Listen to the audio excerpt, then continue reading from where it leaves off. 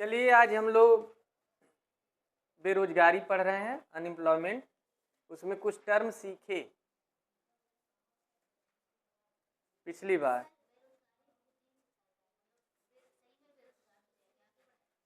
गरीबी चल रहा था, पॉवर्टी, बेरोजगारी तो अभी शुरू हुई है। तो उसमें कुछ टर्म सीखे। अब आज हम लोग देखेंगे रोजगार लोच, ये क्या होता है। फ्लेक्सिबिलिटी एम्प्लॉयमेंट,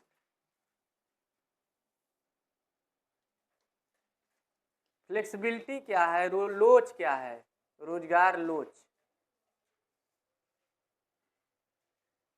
देखिए, लोच का मतलब होता है कितना फ्लेक्सिबल है, कितना लचीला है।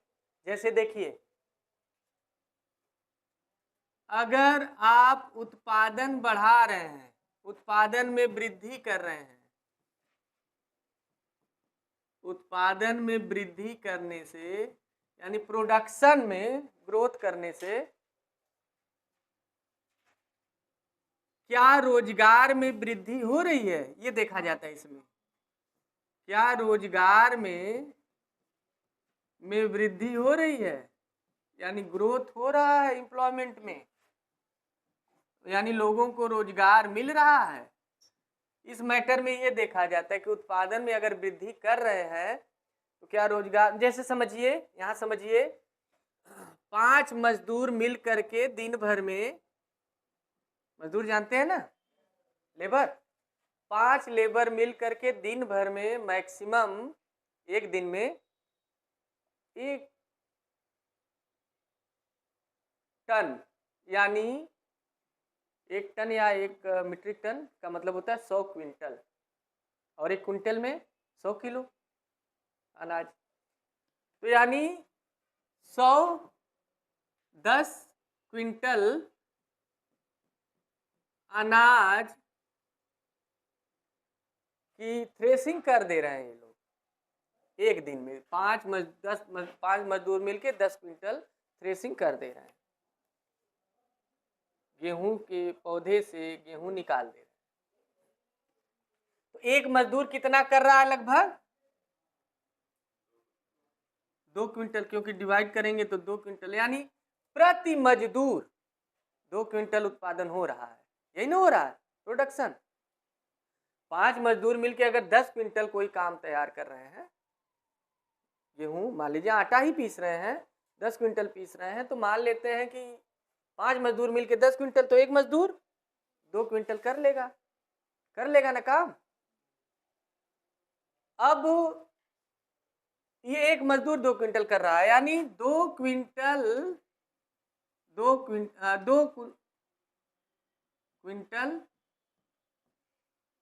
प्रति मजदूर आया है आंसर, ये एक। लेकिन यदि हम उत्पादन बढ़ाएं तो क्या, मतलब प्रोडक्शन बढ़ाएं तो क्या रोजगार भी डेवलप होगा, रोजगार भी बढ़ेगा, रोजगार बढ़ेगा। तो इसी को रोजगार लोच कहते हैं। अगर उत्पादन घटा दें तो क्या रोजगार भी घटेगा। जैसे मान लीजिए आज सीमेंट की फैक्ट्री में जितना लोग काम कर रहे हैं और सीमेंट का प्रोडक्शन बढ़ाने लगे तो क्या रोजगार मिलेगा, उनको रखना पड़ेगा ना। अच्छा, क्या सीमेंट कम उत्पादन करना पड़े, प्रोडक्शन हटाना पड़ेगा। तो देखिए, अगर उत्पादन बढ़ाने से रोजगार में वृद्धि हो या घटाने से रोजगार में डिक्रीज हो, कमी आए, और उसे इंक्रीज हो, तो उसी को रोजगार लोच कहते हैं। यानी रोजगार लोच कर रहा है, फ्लेक्सिबल कर रहा है कि नहीं। तो इसका परिभाषा क्या होता है, डिफिनीशन सही कि प्रति इकाई उत्पादन मतलब एक पेन अगर आप बना रहे हैं एक्स्ट्रा, एक पेन अगर एक्स्ट्रा आप बना रहे हैं कंपनी में, तो क्या एक पेन एक्स्ट्रा बनाने के लिए रोजगार बढ़ रहा है। मान लीजिए एक मजदूर मिलकर के दिन भर में 10,000 पेन तैयार कर रहा है, एक पेन एक्स्ट्रा बनाना पड़ेगा, तो क्या रोजगार बढ़ेगा, थोड़ा सा तो बढ़ेगा। तो प्रति इकाई उत्पादन बढ़ाने पर क्या रोजगार में वृद्धि हो रही है, उसी को रोजगार लोच कहते हैं। यानी प्रोडक्शन आप पर यूनिट डेवलपमेंट मतलब उसमें बढ़ा रहे, इंक्रीज कर रहे हैं। प्रति इकाई उत्पादन बढ़ाने पर या प्रति इकाई उत्पादन पर रोजगार में वृद्धि को ही क्या कहा जाता है, रोजगार लोच कहते हैं। एक समय है कभी हम आपको मांग लोच पढ़ाएंगे, डिमांड फ्लेक्सिबिलिटी। हाँ, वहां पे हम पढ़ेंगे कि अगर डिमांड बढ़ती है तो क्या वस्तु की कॉस्ट बढ़ती है, कीमत? तो हर एक वस्तु की नहीं बढ़ती है। उस स्थिति में ध्यान रखिएगा, कुछ नेसेसरी गुड्स होते हैं वो दाम घटा भी देंगे। अच्छा, दाम घटाने पे डिमांड बढ़ती है, ये चीज ध्यान रखिएगा, दाम बढ़ाने पे नहीं बढ़ती है। टमाटर का दाम घटा दिए, देखिए तुरंत, यानी वस्तु की कीमत घटाने पर क्या उसकी डिमांड बढ़ेगी, बढ़ जाएगी। खोआ अभी 50 रुपए किलो कर दीजिए, देखिए लोग खरीदने वाले बहुत हो जाएंगे। 50 रुपये खोआ, बेसन नहीं मिलता, खोआ ले रहे, दूध भी नहीं मिलता 50 रुपए किलो। तो अगर वस्तु की कीमत घटा देते हैं, कॉस्ट, तो उसकी वैल्यू क्या हो जाती है, मतलब वस्तु नहीं, वैल्यू तो घटी गई, कीमत घट गई तो वस्तु घट गई, लेकिन डिमांड बढ़ जाती है, लोग खरीदने ज्यादा लगने लगे। एक व्यक्ति को नींद आ रहा है तो क्या सबको सुलाएगा? तो वहां पे हम पढ़ेंगे ना कि होता है, वस्तु की कीमत घटने पे मांग बढ़ती है, ये स्वाभाविक है। लेकिन वहां पे दो चीजें निकल के आती है, इसीलिए कहते हैं ना कि आप लोग थोड़ा सा ऐसे लाल पढ़ा करिए। दो तरह की वस्तुएं आती है, एक वस्तुएं आती हैं जो आवश्यक है और एक आवश्यक नहीं। जैसे नमक का दाम 20 रुपए किलो से भी अगर 40 हो गया तो क्या आप खरीदना कम कर दिए? आवश्यक वस्तु है, इसीलिए सब दिमाग लगाते हैं। देखिए कुछ वस्तु आवश्यक है, आलू है, प्याज है, 2 रुपए कम हो या 2 रुपए ज्यादा हो, ज्यादा इफेक्ट नहीं पड़ता, खरीदते उतने। लेकिन आम का दाम बहुत महंगा और सस्ता हो जाए तो इफेक्ट पड़ जाएगा, आवश्यक वस्तु नहीं है। कोल्ड ड्रिंक का दाम बहुत महंगा सस्ता हो जाए तो ये आवश्यक वस्तु नहीं है, लेकिन कुछ लोगों के लिए तो आवश्यक हो गया है, गर्मी भर कंपलसरी है उनके लिए। लेकिन दूध क्या है, आवश्यक वस्तु है, बच्चा वही पिएगा, लेना ही है। तो हम बताएंगे मांग लोच वहां पढ़ाएंगे कभी, मुद्रास्फीति जब पढ़ाएंगे, है ना, इन्फ्लेशन जब पढ़ाएंगे, वो नया चैप्टर है, बड़ा चैप्टर है, सबसे बड़ा चैप्टर वो है, और बैंकिंग है सबसे बड़ा। तो वहां जब बताएंगे तो डिटेल में वहां हम बताएंगे। ठीक है, यहाँ इतना ध्यान रखिए कि प्रति इकाई उत्पादन बढ़ने पर क्या रोजगार में वृद्धि होती है, और घटने पर घट रही है, तो इसका मतलब रोजगार लोच है। अगर नहीं हो रही है तो नहीं है, नहीं हो रही है तो रोजगार लोच नहीं है। ठीक है, एक परिभाषा यही हुई, इसको ध्यान रखिएगा। इसके बाद कुछ टर्म सीखिए, जैसे एक होता है स्टैंडर्ड ईयर, ये क्या होता है? स्टैंडर्ड ईयर, स्टैंडर्ड वर्ष, ये क्या होता है? देखिए 365 दिन का एक साल होता है जनरली, कभी कभी 366 भी हो जाता है 4 साल में। 365 दिन में यदि आपको 273 दिन आप वर्क किए हैं, कितने दिन? हाँ याद रखिएगा, 273 दिन आप वर्क किए हैं, लेकिन 273 दिन कितने घंटे? 8 आवर। 273 दिन 8 घंटे अगर आप किए हैं काम, तो इसका मतलब आप स्टैंडर्ड वर्ष में काम किए हैं। इससे कम किए हैं तो स्टैंडर्ड वर्ष नहीं माना जाता है, यानी आप लगभग माना जाता है पूरे साल रोजगार में रहे, है ना। तो स्टैंडर्ड ईयर का मतलब होता है 273 दिन 8 घंटे अगर आप काम किए हैं तो इसे स्टैंडर्ड ईयर माना जाता है। 8 घंटे हमारे यहाँ है नियम, हालांकि सरकारी जॉब में तो 10 से 4 ही कहीं कहीं रहता है, लेकिन 8 घंटे का माना जाता है। मजदूरी में 8 घंटे, वो अलग बात है, सूरत बम्बई में 12-12 घंटे काम कराते हैं, उसको ही एक दिन का काम मानते हैं, लेकिन नहीं, वो 1.5 दिन का है, 8 घंटे होता है। कई बार इसके लिए श्रमिक आंदोलन चला, कानून बना है, सब बना है। हाँ, श्रमिक अधिनियम है 1930 का, 23 का, बहुत पुराना है, अभी भी चल रहा है, 8 ही घंटा है उसमें। आइए हम लोग देखते हैं विकसित देशों में कुछ अनएम्प्लॉयमेंट पाई जाती बेरोजगारी, उसको देखते हैं। विकसित देशों में पाई जाने वाली बेरोजगारी, डेवलप्ड कंट्री, विकसित देशों में देखिए बेरोजगारी कई प्रकार की होती है, उसमें से ध्यान रखिएगा कौन विकसित देश में पाई जाती है, बाकी तो सारे देश में हर रहती है, लेकिन खास तौर से डेवलप्ड कंट्री में कौन कौन सी बेरोजगारी अनएम्प्लॉयमेंट पाई जाती है। तो विकसित देशों में पाई जाने वाली बेरोजगारी यानी अनएम्प्लॉयमेंट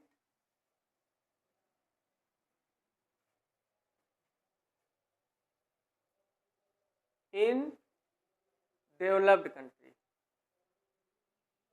तो डेवलप्ड कंट्री में कौन कौन सी बेरोजगारी है? सबसे इंपॉर्टेंट, ये बहुत इंपॉर्टेंट है, एकदम इंपॉर्टेंट है, मेंस में भी आता है लिखने के लिए, चक्रीय बेरोजगारी, साइक्लिक अनएम्प्लॉयमेंट।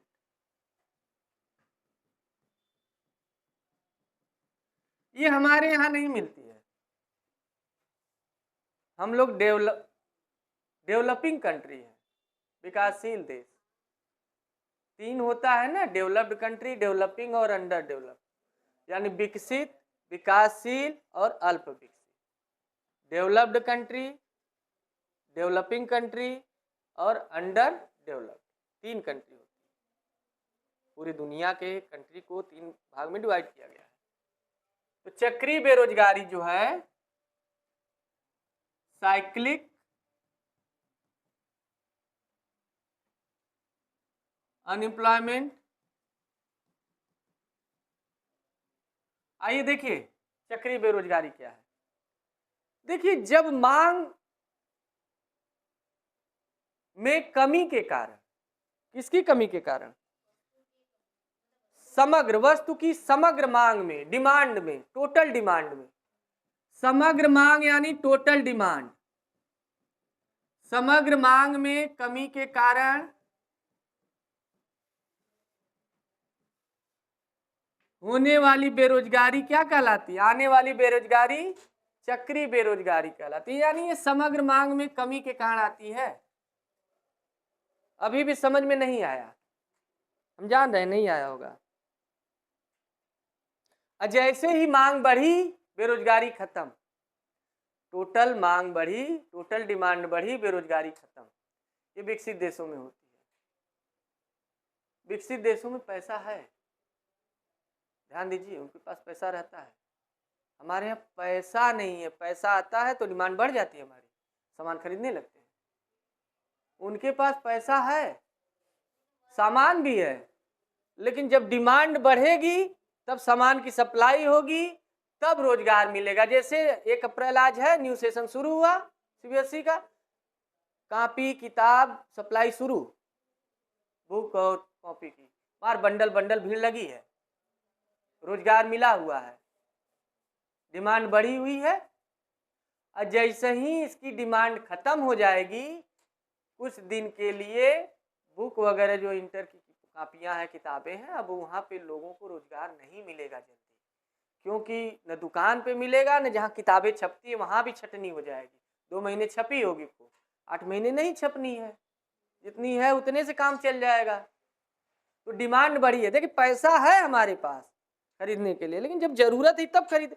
तो वहाँ विकसित देशों में होता क्या है, डेवलप्ड कंट्री में, जब डिमांड बढ़ी तब वो सामान खरीदते हैं।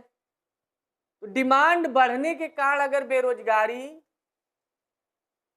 बढ़ जाती है तब तो बेरोजगारी खत्म हो गई, मतलब रोजगार मिल गया लोगों को। लेकिन डिमांड घटने के कारण, डिमांड नहीं रही वस्तु की, उसके कारण अगर बेरोजगारी आ रही है तो उसे चक्रीय बेरोजगारी कहते हैं। तो समग्र मांग में कमी के कारण, कमी आ क्यों रहा है? जरूरत नहीं है। जैसे 1 मिनट में समझिए, हमारे यहाँ जैसे डीजे वाले हैं या जो घोड़ा उड़ा लाइट शादी उदी में रखे रहते हैं, ऐसे ही कबाड़ की तरफ पड़ा रहता है। लगन जब शुरू होता है तब ना उसकी डिमांड होती है, तब उनको क्या मिलता है? रोजगार मिलता है। लेकिन ये तो मान लीजिए मौसमी है, अपना समय समय पे है, हम लोग पढ़ेंगे, सीजनल है ये। लेकिन उस देश में जो विकसित देश है वहां पैसा है, डिमांड नहीं है। डिमांड घट गई इसलिए वहां पे बेरोजगारी आ गई, कुछ लोगों को छाटना पड़ा। वस्तुएं नहीं बनाना है तो हम रख के क्यों करेंगे? उद्योग में, इंडस्ट्री में क्यों सैलरी देंगे? छटनी कर देते हैं। जब वस्तु बनाना होगा तब ना रोजगार, तो जैसे ही डिमांड बढ़ती है उनका रोजगार बढ़ जाता है। तो ऐसी बेरोजगारी चक्रीय बेरोजगारी, ये साइक्लिक है। एक लाइन में समझिए, समग्र टोटल डिमांड में कमी के कारण बेरोजगारी हो रही है, और जैसे ही डिमांड बढ़ती है बेरोजगारी खत्म। तो ऐसी बेरोजगारी सिर्फ विकसित देश में पाई जाती है, हम लोगों में ज्यादा नहीं देखने को मिलती, विकसित देश में मिलती है, डेवलपिंग कंट्री, अमेरिका वगैरह में। दूसरा है घर्षण जनित बेरोजगारी, फ्रिक्शनल, घर्षण जनित बेरोजगारी। ध्यान समझिएगा, ये फ्रिक्शनल है अनएम्प्लॉयमेंट।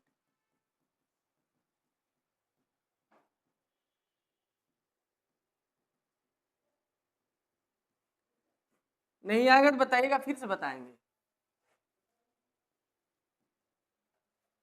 देखिए, फ्रिक्शनल या घर्षण जनित बेरोजगारी होती क्या है, इसको ध्यान से समझेंगे।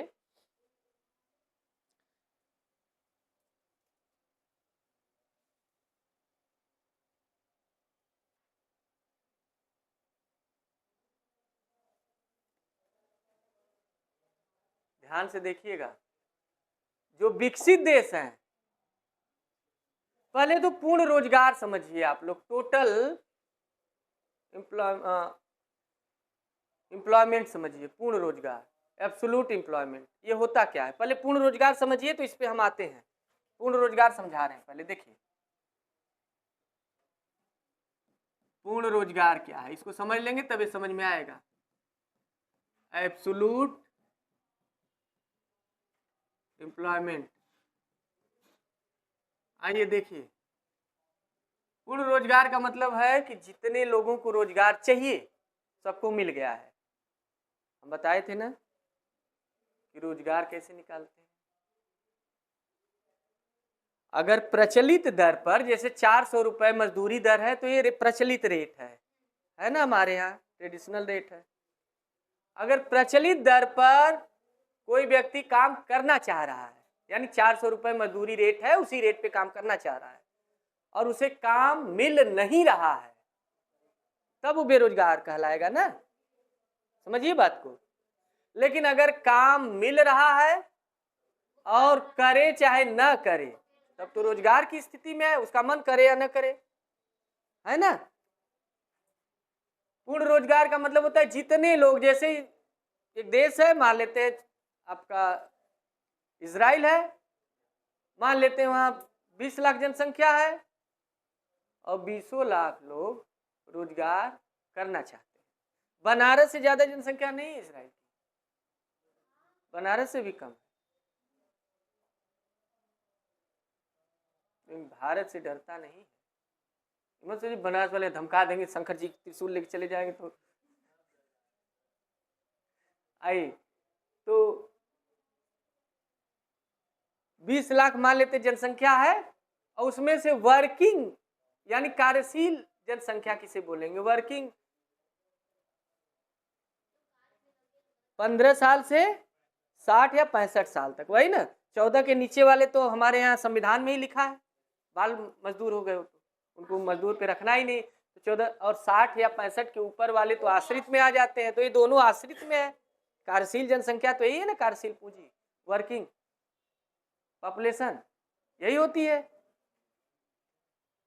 अगर उसमें से देखेंगे वर्किंग पॉपुलेशन तो मान लेते हैं 10 लाख है, मान लेते हैं 20 लाख पूरी जनसंख्या, 10 लाख वर्किंग, 10 लाख को रोजगार चाहिए और 10 लाख को मिला हुआ है, तब तो पूर्ण रोजगार में है ना, पूर्ण रोजगार में है। तो जितने लोगों को रोजगार चाहिए और सबको रोजगार मिला हुआ है तो वह स्थिति क्या कहलाती है, पूर्ण रोजगार। लेकिन आपको एक भ्रम पैदा खुद लगेगा, क्या पूर्ण रोजगार की अवस्था में भी व्यक्ति बेरोजगार होता है? होता है। पूर्ण रोजगार की अवस्था में भी व्यक्ति बेरोजगार होता है। आइए वही तो बताने जा रहे हैं, आइए देखिए कैसे।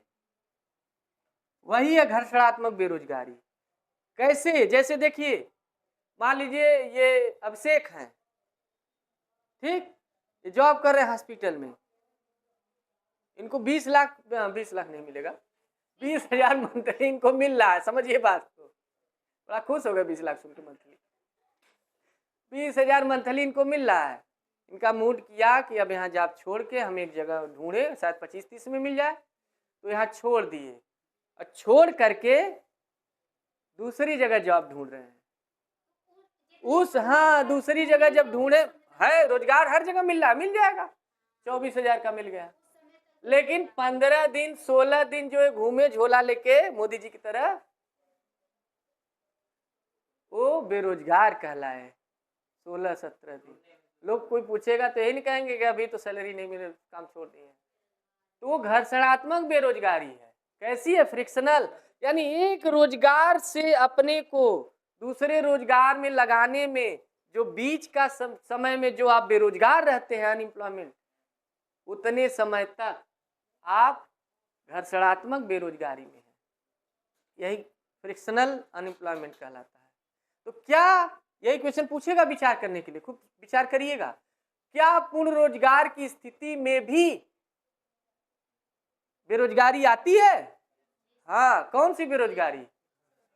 हाँ, लेकिन भारत में नहीं आ सकती। जानते हैं, यहाँ के व्यक्ति बड़े दिमाग के होते हैं, इधर काम करते रहते हैं, उधर पहले बतियाते रहते हैं, छोड़ते नहीं है, बहुत दिमाग लगाते हैं। जब वहाँ फिक्स हो जाएगा, यहाँ भी नहीं बताएंगे, छोड़ेंगे, कहेंगे बड़ा जरूरी काम से यहाँ फंसे हुए, 5-6 दिन वहाँ कर लेंगे, तब कहेंगे हम यहाँ नहीं करेंगे। हम देखे हैं कई लोगों को, एकदम कंफर्म छोड़िए, 5 दिन कर लेंगे, उसके बाद बताएंगे, कहेंगे हम बड़े बीमार हैं, यहाँ दिक्कत है, वहाँ हॉस्पिटल है, यहाँ झूठे बताते रहेंगे। वो सोचेगा नहीं आ रहे हैं, जरूरी काम है, पता चल रहा बाद में कि वहाँ काम कर रहे हैं, यहाँ छोड़ दिए। तो इनके यहाँ फ्रिक्शनल बेरोजगारी कहाँ से? लेकिन यहाँ के लोग भी बड़े दिमागदार हैं। हर जगह 1 महीने पूरा हुआ तुरंत सैलरी, यहाँ 1 महीने पूरे होने के 15 दिन बाद देते हैं, 20 दिन बाद, कि कहीं बदवा में नहीं चला जाए, पैसा पाते निकल जाए। तो इसे जाएगा तो 15 दिन अपना नुकसान करेगा। समझिए, 1 महीने का मिलेगा, लेकिन अभी 15 दिन और बाद मिलेगा। तो 15 दिन काम करके अब पैसा देंगे एक्स्ट्रा, तो भागोगे तो भागो, 15 दिन नहीं मिलेगा, पूरा काम करेंगे तो मिलेगा। तो इहो दिमाग लगाए हैं। तो जैसी स्थिति वैसी परिस्थिति, वैसे काम चलता रहता है। हमारा देश बड़ा अद्भुत देश है, ठीक ना। यहाँ कभी फ्रिक्शनल विक्शनल नहीं आ सकता। बहुत दिमाग वाले हैं यहाँ, भले 5,000 मिले, है ना। चले, ये नंबर खोल गया,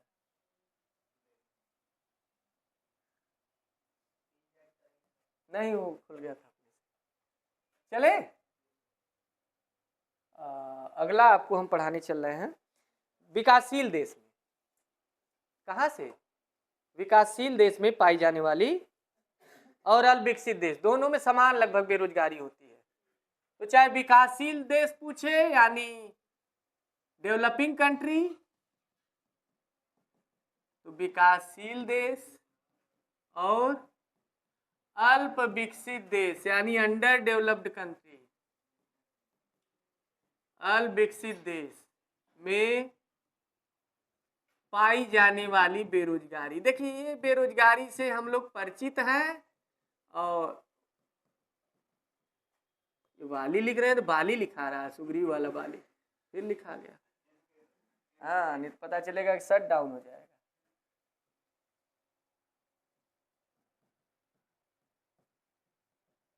तो जो अनएम्प्लॉयमेंट है ये किस किस कंट्री में?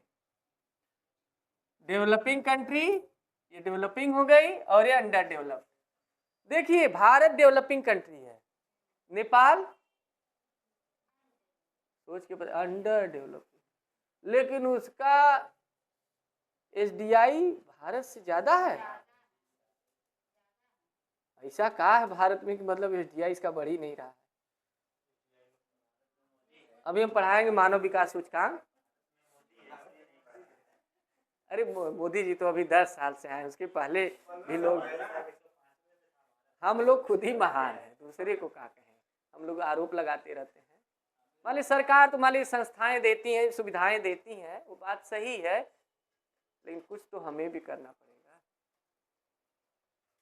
तो देखिए विकासशील देश और अल्प विकसित देश में पाई जाने वाली बेरोजगारी, इसमें सबसे इंपॉर्टेंट है, क्रम से देखिएगा, संरचनात्मक बेरोजगारी। संरचनात्मक, कंस्ट्रक्शनल या कंस्ट्रक्टिव अनएम्प्लॉयमेंट, ये देखिए बहुत इंपॉर्टेंट है, और ये बेरोजगारी से हम भी गुजरे हैं, इस वाले से, संरचनात्मक बेरोजगारी से। कंस्ट्रक्टिव आप लोग भी गुजर रहे हैं, गुजर चुके होंगे, गुजरेंगे, बता दे रहे हैं। जैसे देखिए अगर जहां जैसी योग्यता, एलिजिबिलिटी की डिमांड है और उस एलिजिबिलिटी के अकॉर्डिंग कैंडिडेट नहीं मिल रहा है, मतलब जैसी योग्यता चाहिए उस योग्यता के अनुसार व्यक्ति नहीं मिल रहा है, तो किसी को ले लेगा वो, और जब उस योग्यता का व्यक्ति नहीं मिलेगा तो पद खाली रहेगा, तो बेरोजगारी तो रहेगी ही उस पद पे।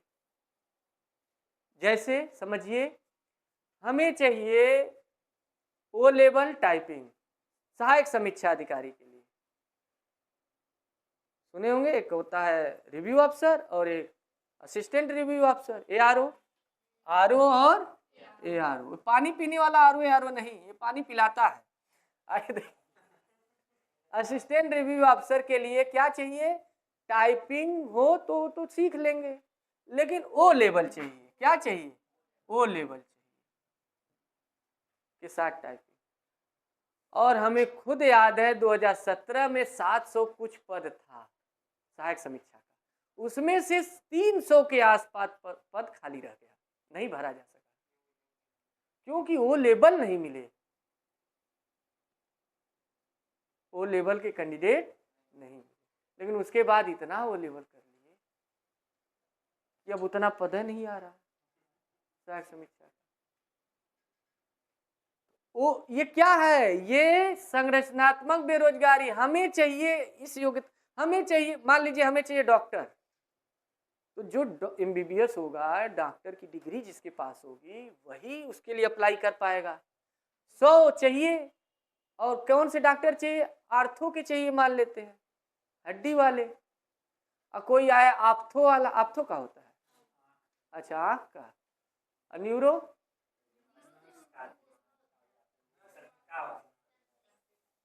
ये 2-2 4-4 डॉक्टर मिल रहे हैं, लेकिन बाकी सब आयुर्वेद वाले मिल रहे हैं जो एकदम नशे पकड़ के बता देते कौन बीमारी है, और खूब है, लेकिन आर्थो वाला स्पेशलिस्ट कोई नहीं है, तो क्या वो लेगा? स्पेशल पद के लिए स्पेशल योग्यता चाहिए ना, पद खाली रह जाएगा। ये बेरोजगारी है हमारे यहाँ। बीए बीएससी खूब किए हमारे यहाँ। अच्छा आप डॉक्टर का बन रहे हैं लोग, तो इतने प्राइवेट कॉलेज खुल गए हैं, इतने प्राइवेट कॉलेज, और फीस मनमाना। क्लैट उलेट का देखिए, एलएलबी का जो फीस है, बीए एलएलबी का, क्लैट उलेट का फीस इतना रख दिए हैं, मतलब ये लोग इतना फीस, और फिर प्राइवेट सेक्टर वाले 25,000 में उठा ले जा रहे हैं। बीटेक उटेक शुरू में 20 से 25-30 बता रहे हैं लोग, दे रहे हैं। अगर अभी लर्निंग करो, एक्सपीरियंस लो, 8 साल एक्सपीरियंस लो तो मिलेगा, तो आधा एज निकल जाए एक्सपीरियंस। अच्छे कंपनी में अगर मान लीजिए अच्छा है, खासतौर से जैसे आईटी वगैरह है, तो वहाँ पे प्लेसमेंट अच्छा है और अच्छी कंपनी है। लेकिन अब बीटेक कॉलेज जैसे नोएडा वेडा हो गए, इतने खुल गए हैं कि पैसा तो ले रहे हैं, घर वाले लगा भी दे रहे हैं इसी उम्मीद से कि भाई एक सिक्योर जॉब हो जाएगी और भविष्य बन जाएगा, लेकिन वो अपना खर्चा चलाने तक में परेशान हो जा रहा है शुरू के 7-8 साल जॉब करने के तक। और उनसे वर्किंग, जूनियरों से वर्किंग बहुत लेते हैं, बहुत ज़्यादा। कई लोग गुस्सा होकर चले आते हैं छोड़ छाड़ के। हाँ, तो होता है। तो देखिए यही है संरचनात्मक बेरोजगारी, स्ट्रक्चरल, है ना। स्ट्रक्चर में परिवर्तन हुआ। जैसे अभी समझिए कि एक और चीज समझ लीजिए, बहुत आसान है, बहुत आसान।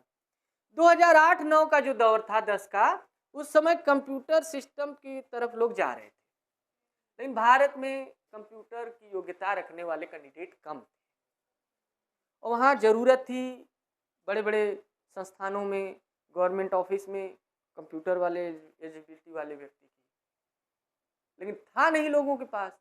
तो जिसके पास थोड़ा सा भी था तो चला गया। जैसे आज के दौर में अभी 1 साल से योगा की चल रही है, योग टीचिंग। अब है नहीं, लोग कम है योग किए, जो भी किए उन्हें तुरंत मिल जा रहा है, सबको योग सिखाना है। तो ये क्या है, जैसी योग्यता चाहिए उस योग्यता के अनुसार हमें व्यक्ति नहीं मिल रहा है, तो फिर तो रोजगार कहाँ मिलेगा, बेरोजगार रह ही जाएंगे लोग ना, पर तो खाली रहे। तो ऐसी बेरोजगारी क्या कहलाएगी, संरचनात्मक बेरोजगारी। ठीक, संरचना में परिवर्तन हुआ ना, जैसी संरचना चाहिए उसके हिसाब से व्यक्ति चाहिए ना। अब गेहूं पीसने वाले को लगा देंगे हवाई जहाज चलाने के लिए, तो कहाँ चलाएगा, पायलट। ठीक है, खुली बेरोजगारी आइए देखते हैं, खुली बेरोजगारी क्या होता है।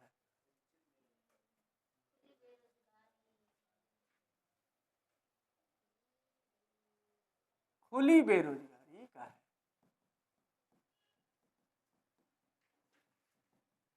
Open unemployment. इसमें इसका मतलब है ना, ध्यान समझिएगा, मतलब व्यक्ति खुला घूम रहा है लेकिन काम नहीं मिल रहा है। समझिए बात को, खुली बेरोजगारी का मतलब है झोला वाला लेके सतुआ तो बांध के घूम रहा है। इतनी बेरोजगारी है कि व्यक्ति काम ढूंढ रहा है लेकिन काम मिल नहीं रहा है। ऐसी बेरोजगारी क्या कहलाती है, खुली बेरोजगारी, यानी बिल्कुल भी काम नहीं मिल रहा है। जैसे अभी कुछ समय जब लॉकडाउन लगा था तो कोई भी काम ढूंढ रहे थे, कुछ छू दे दा, 400 वाला काम 200 में भी करने के लिए तैयार थे। भाई खाने के लिए तो पैसा चाहिए ना, कुछ लोग तो डेली कमाते हैं, डेली खाते हैं। और कुछ तो थे कि उनको डेली खाना छोड़िए, डेली 6 बजे वाला ड्रिंक चाहिए। अब उसके लिए भी जरूरी है, हाफ डे करा लीजिए, है नहीं उनके पास। तो खुली बेरोजगारी का मतलब कि व्यक्ति काम ढूंढ रहा है, बिल्कुल उसको काम नहीं मिल रहा है, कोई वर्क नहीं, है ना। तो ये खुली बेरोजगारी है। शिक्षित बेरोजगारी, अगला शिक्षित बेरोजगारी, एजुकेशनल अनएम्प्लॉयमेंट। देखिए अगर पढ़े लिखे लोग बेरोजगार हो जाएं, ध्यान समझिएगा, एजुकेटेड पर्सन, एजुकेटेड अनएम्प्लॉयमेंट। अगर पढ़े लिखे लोग बेरोजगार हों तो उसे क्या कहा जाता है, शिक्षित। एक लाइन का बहुत इजी है, पढ़े लिखे लोग अगर बेरोजगार हों तो क्या कहलाएगा। और हमारे यहाँ विकसित देश में तो उतना नहीं है शिक्षित बेरोजगारी, हमारे यहाँ ज्यादा। जानते हैं क्यों, क्योंकि हम लोग वैसा शिक्षा नहीं लेते हैं जो कि कार्य कुशल हो, यानी आपको कुशलता दे, कुछ स्किल डेवलपमेंट वाला हो, जैसे आईआईटी, बीटेक मतलब, या फिर डॉक्टरी, या फिर आईटीआई, है ना, बी फार्मा, दवाई बनाना। बाकी डीएमएलटी यानी blood test, paramedical, ultrasound, MRI, ये सब हम लोग नहीं सीखते जल्दी। हम लोग क्या करते हैं, तुरंत धड़ से BA में एडमिशन, BSc में एडमिशन, ज़्यादातर लोग तो इसीलिए बेरोजगार हो जाते हैं ज़्यादा। तो हमारे यहाँ परंपरागत शिक्षा ज़्यादा है, इसलिए हम लोग शिक्षित बेरोजगारी में ज़्यादा है। हमारे यहाँ शिक्षित बेरोजगारी ज़्यादा है क्योंकि हम लोग ट्रेडिशनल एजुकेशन ज़्यादा लेते हैं। एक ज़माना था तो हम वैदिक शिक्षा लेते थे, ऋग्वेद, यजुर्वेद, संपूर्णानंद संस्कृत विश्वविद्यालय, लेकिन वो तो बड़े अच्छे रोजगार में हैं। वो तो 2 मंत्र जान गए, रोजगार मिल जाता है झोला टिका उका लगा के। और एक अगर रात भर जाग गए तो मुट्ठी भर पैसा मिल जाता है इकट्ठा है, खाना पीना ऊपर से, झोला भी भर के फल फूल, हाँ पहुंचवा भी देते हैं।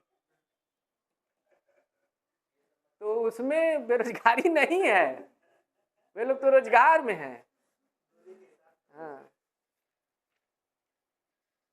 आइए मौसमी बेरोजगारी देखते हैं। आ रहा है समझ में कि नहीं? बहुत इजी है, आराम समझते चलिए। मौसमी बेरोजगारी, सीजनल अनएम्प्लॉयमेंट, बहुत इजी है। जो भूलने वाला है उस टर्म को अपने दिमाग में रखिएगा, ये सब तो नहीं भूलेगा। सीजनल,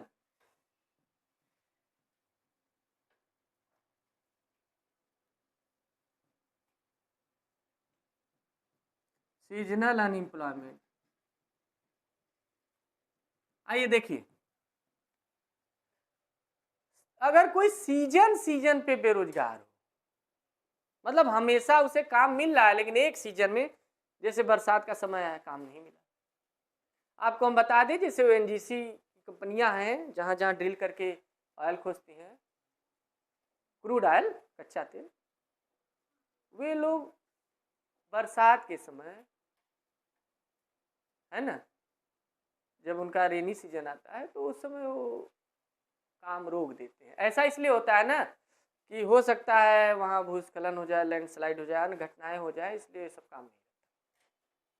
8 महीने 9 महीने वो लोग काम करते हैं, 3 महीने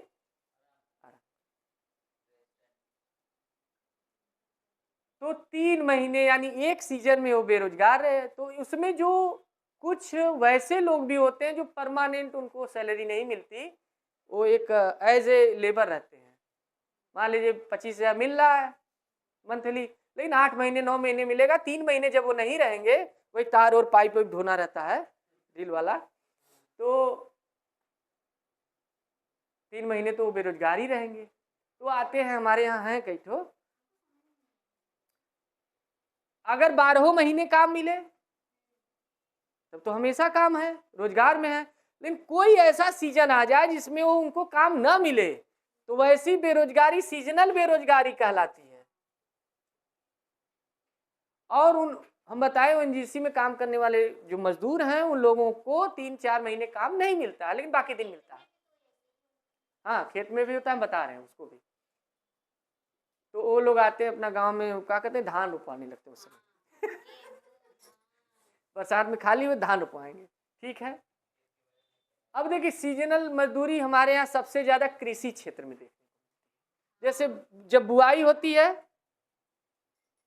बुआई, सिंचाई और कटाई, इन सब के समय, जब फसल की कटाई हो रही, मड़ाई हो रही हो, थ्रेसिंग जब होता है, उस दौरान 20-20 दिन 10-10 दिन लगातार काम मिल जाता है। लेकिन बीच बीच में काम नहीं मिलता। जैसे फसल तैयार हो गई, अब कटाई होगी तब ना काम मिलेगा, फसल कटेगी तब ना मजदूरों को, जो खेतिहर मजदूर हैं, फार्मर के जो, तो उस 1 महीने 1.5 महीने बीच बीच में जो काम नहीं मिल रहा है, वो क्या है, सीजनल बेरोजगारी, सीजन, समय समय। अच्छा, कभी कभी तो ऐसा होता है पूरा अप्रैल से लेके जुलाई तक खाली रहता है। अप्रैल में गेहूं कट गया, पूरा मई जून खाली है। अब जुलाई के 15 जुलाई के बाद ही रोपनी उपनी होगी धान की, तो 2.5 महीने क्या करेंगे? तो इहो बड़ा उपाय ढूंढ लिया, उसमें लगन, खलिहर, आई मजदूर कहाँ चले जाएंगे? ईंट वाले भट्टे पे। तो क्या करेंगे? देखिए, ईंट के भट्टे पे डेली रोजगार मिल रहा है, बरसात में थोड़ा 2 महीने दिक्कत होती है, वहाँ नहीं काम रहता है, बरसात के समय इधर चले आते हैं रुपाई कर। तो कहने का मतलब सीजनल मजदूरी, सीजनल बेरोजगारी का मतलब एक लाइन का समझिए, वह बेरोजगारी जो सीजन में काम नहीं मिलता है, तो बाकी दिन काम मिलता है लेकिन बीच बीच में काम नहीं मिलता, तो ऐसी बेरोजगारी सीजनल बेरोजगारी कहलाती है ना? ऐसा है ना? जैसे अभी हम लगन का वो उदाहरण लिए, जैसे डीजे उजे वाले हैं और वो सब लोग, वो अपना लगा के रखे रहते हैं, तो जितने रथ हो तो अपना तैयार किए रहते हैं, वैसे कबाड़ की तरह पड़ा रहता है, लेकिन जब जरूरत पड़ती है लगन के समय, 1 महीने तो खरवासा रहेगा तो खड़े रहता है। ठीक, अगला बेरोजगारी देखिए, बहुत ईजी है और बहुत इंपॉर्टेंट है, ये पढ़ लीजिए, ये पढ़ा दे रहे हैं और एक बार जिक्र किए थे, डिस्टिंग्विश अनएम्प्लॉयमेंट, प्रच्छन्न बेरोजगारी, यानी छिपी हुई, बाहर से देखने में तो लगेगा रोजगार में है, बाहर से हंसते हुए दिखेंगे लेकिन अंदर से बड़े दुखी हैं। डिस्टिंग्विश्ड अनएम्प्लॉयमेंट,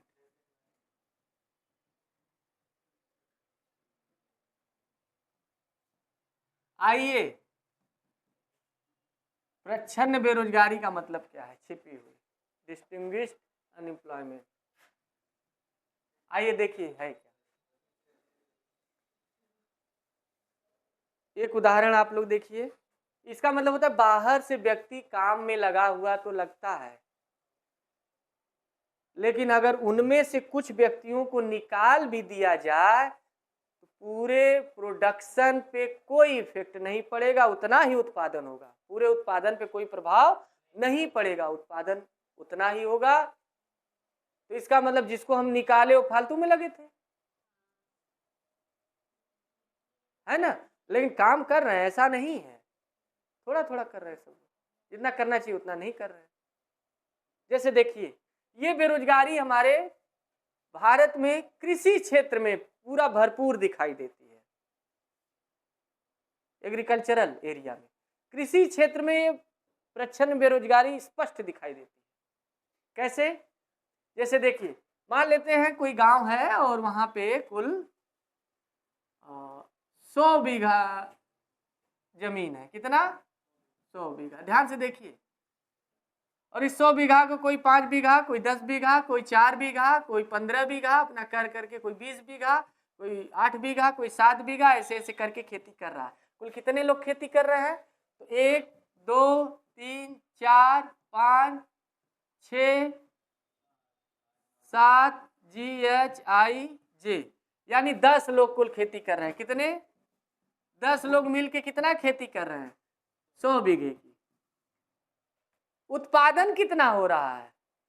मान लेते हैं 100 बीघे में, मान लेते हैं 1000 टन हो रहा है, मान लेते हैं, अब जितना हो उससे क्या लेंगे, 1000 टन हो रहा है, धाने हो रहा है, मान लेते हैं 10 लोग 100 बीघे में खेती कर रहे हैं, तो रियल में औसत तो निकल के आया कि एक लोग 10 बीघा कर रहे हैं, यही ना निकल के आएगा, एवरेज यही आएगा, आएगा ना? सुनिए, लेकिन एवरेज यही है, कोई 20 बीघा भी कर रहा है, कोई 5 बीघा, कोई 10 बीघा, कोई 3 बीघा, कर तो सभी रहे हैं।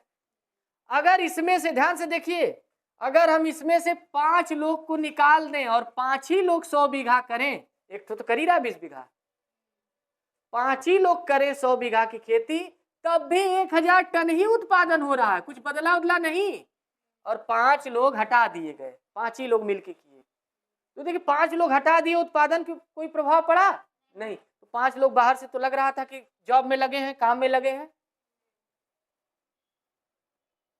इसीलिए बार बार ये हो रहा है ना कि जो 3 बिल आ रहे थे उसमें एक बिल ये भी था कि अब कृषि को, भूमि को, जैसे रिलायंस है, बाकी जो बड़ी बड़ी कंपनियां हैं, वो टेंडर के थ्रू जमीन ले सकती हैं और कई साल तक ले सकती है और आपको उसका निश्चित इनकम देंगी, लेकिन वो पूरा खेती, जैसे 4 बीघा आपका है, 5 बीघा उनका, 10 बीघा, पूरा अपने हिसाब से अकेले कराएंगे, और इंडस्ट्री की तरह, उद्योग की तरह, जैसे पंजाब और वहाँ हरियाणा में हो रहा है, चाइना में हो रहा है। तो उत्पादन भी बढ़ेगा और व्यक्ति भले बेरोजगार होगा लेकिन वो दूसरे रोजगार में लगेगा। फायदा भी है, नुकसान भी है, रोजगार छीनेगा लेकिन उत्पादन तो नहीं घटेगा, बिल्कुल नहीं घटेगा, बल्कि बढ़ ही जाएगा। क्योंकि जो मेड़ विवाद है, ये सब विवाद है, सब खत्म हो जाएंगे। हो सकता है आप संसाधन उतना न दे पाए, खाद, उन्नत बीज ये न हो सकता है वही सरसोलिया के छीट दिए जो उन्हें हो जाए भैया वह खा ले, और वो ले आएगा तो लिया है तो बढ़िया बोएगा, बढ़िया करेगा। और जहाँ पानी की सुविधा नहीं है सबको एक समान सुविधा कराएगा, क्योंकि तब वो समरसेबल वगैरह जो कुछ भी अपना लगवाएगा तो उद्योग की तरह डेवलप करेगा, तो उत्पादन निश्चित बढ़ेगा, इसमें कोई दो राय नहीं। और आप फिर अपने ही खेत पे क्या हो जाएंगे, आपसे मजदूरी कराएगा। अब पैसा वो खेत को मिलेगा, क्या करना है दोनों का, लेकिन सबको काम भी नहीं मिलेगा ना, 4-6 मजदूर से करा लेगा, ट्रैक्टर वगैरह सब बड़ी बड़ी मशीनें होंगी। तो कहने का मतलब अगर 10 लोग खेत में लगे हैं, 100 बीघा खेती कर रहे हैं, उसमें से 5 लोग अगर हटा भी दिए जाए तो 5 लोग पूरा 100 बीघा पे खेती कर ले रहे हैं, मन से करेंगे कर लेंगे। बहुत से लोग यहाँ ताल ठोक के 3 लोग कर लेंगे, हाँ संसाधन दीजिए कर लेंगे। और 1000 टन उत्पादन हो रहा है, उसमें घटा नहीं बल्कि थोड़ा बहुत बढ़ ही गया। मेड़ ओड़ का विवादों खत्म हो गया, जो डांड मेड़ सब विवाद चलता है, हमारा पानी काट दिए तो ये कर दिए,